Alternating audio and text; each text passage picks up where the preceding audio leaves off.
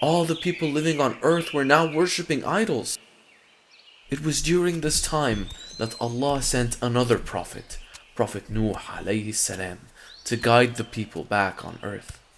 The prophet started preaching about Allah to people.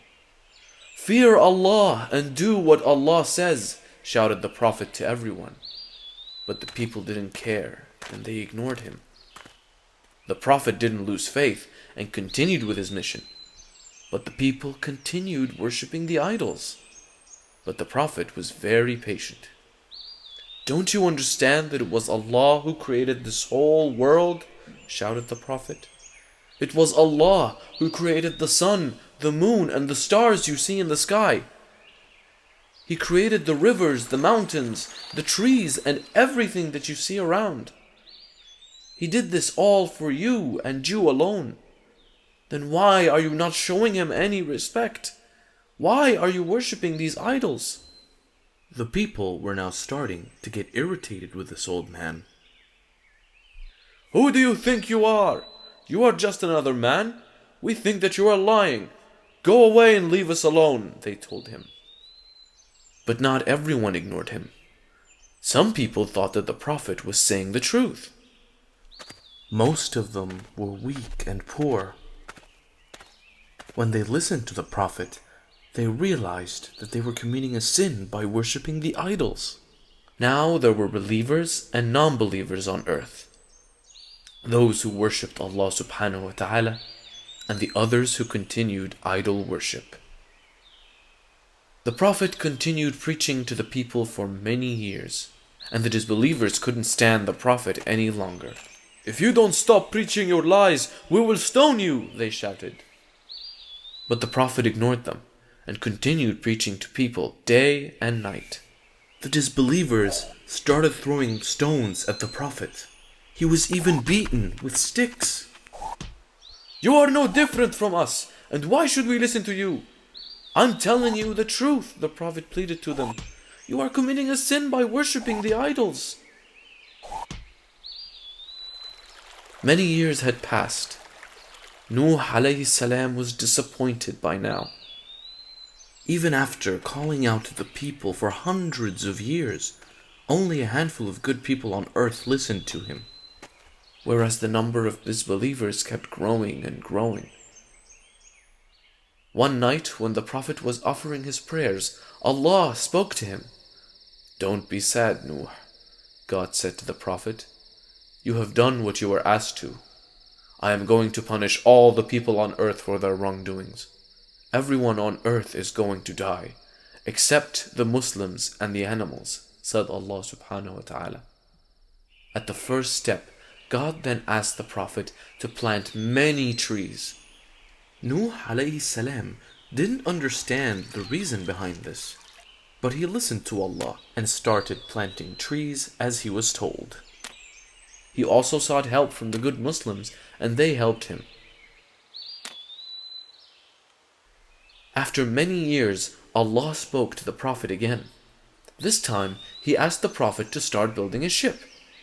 "It has to be a huge ship, so huge that it can carry a pair of every animal on this earth."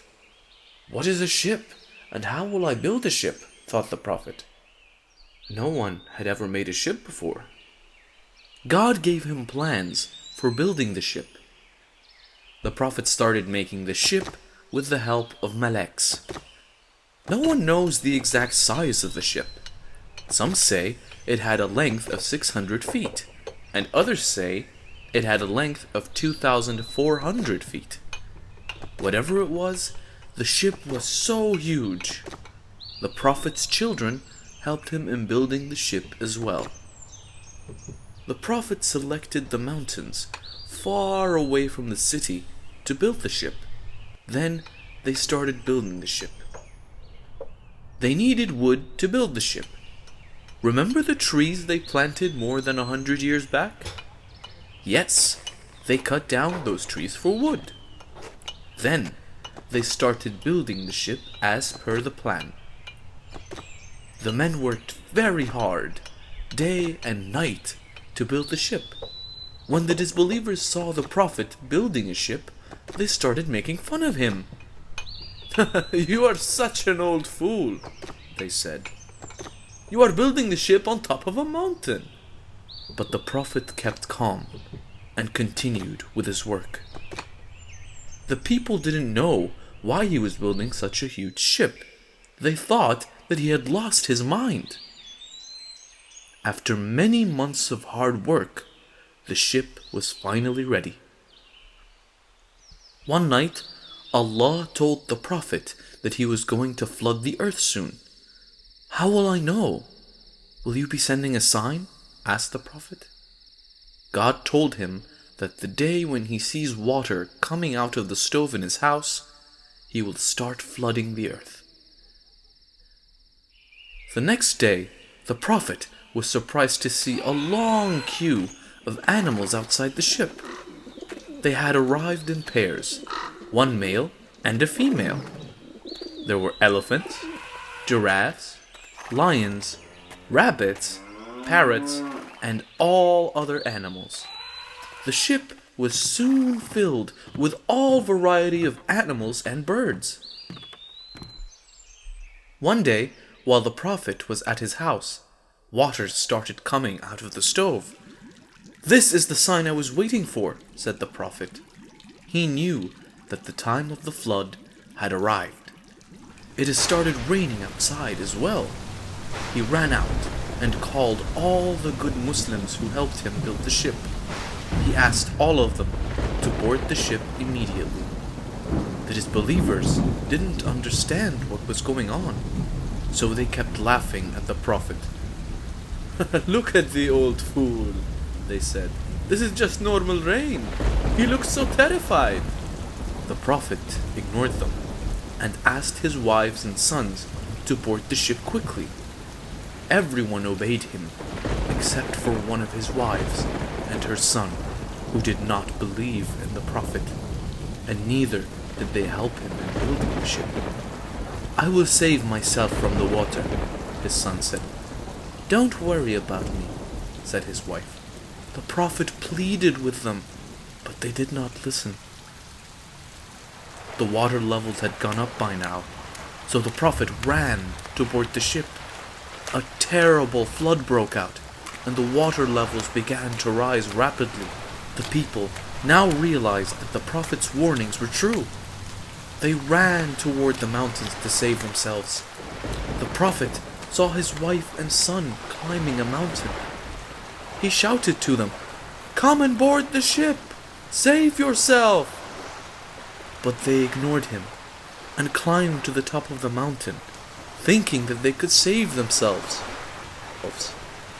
Then, a huge wave, bigger than the mountain they stood on, came crashing on them. These enormous waves killed all other disbelievers. The water kept rising and rising, and after some time, the earth was completely filled with water. Then, Nuh alayhi salam said, "Bismillah."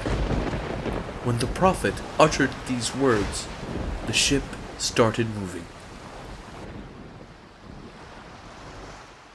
The rains had stopped by now, but the entire earth was filled with water. The Prophet knew that he had to keep sailing for a long time. The ship had 80 people in it. The Prophet had stored enough food for the men and the animals. Very interesting story about how God made the ship suitable for the silent sheep as well as the violent lions.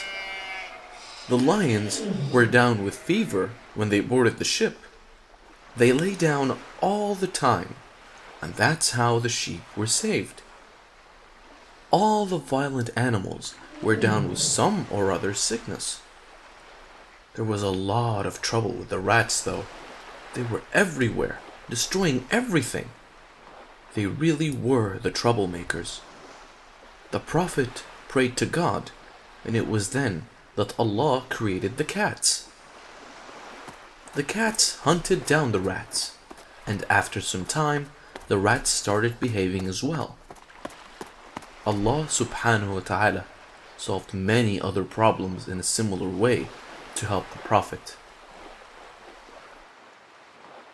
One day, the Prophet let out a crow to see if it could find land anywhere, but the crow didn't return at all. He waited for a few more days and then let out a dove this time. After a few days, the dove returned with a branch of olive tree in its beak. That was a sign. The Prophet now knew that they were close to the land. The ship sailed for some more time and finally reached on top of a mountain called Judy. The Prophet said, Bismillah, and the ship stopped moving. Their journey had finally come to an end. The Prophet released all the animals, birds, and insects first into the island. They went out and populated the earth back again. The Prophet and other Muslims came out of the ship slowly. He then put his forehead to the ground in prostration. And that was a new beginning for the human race. Did you like the story, kids? If you liked the video, don't forget to click that subscribe button